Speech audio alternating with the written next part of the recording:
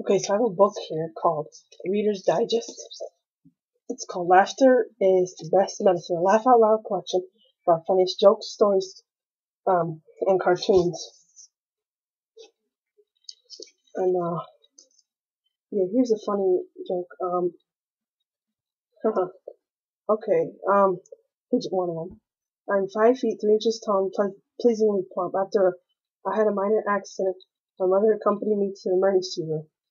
The triage nurse asked for my height and weight, and I blurted out 5'8" and 125 pounds. Well, the nurse pardoned this information, and mother leaned over to me. Sweetheart, she gently chided, this is not the internet. Isn't that funny? Yeah. Let's see another one. Oh, this is a good one. During a visit to the ladies' bathroom, my friend Addie heard the woman in the next stall suddenly ask, so how are you? Startled, Addie replied tentatively, fine. The woman continued, so what's new? Still confused, Addie said, not much. What's new with you? It was then that the woman snapped, do you mind? I'm on the phone. Isn't that funny? Over this. Yeah. That's funny, yeah. Yep.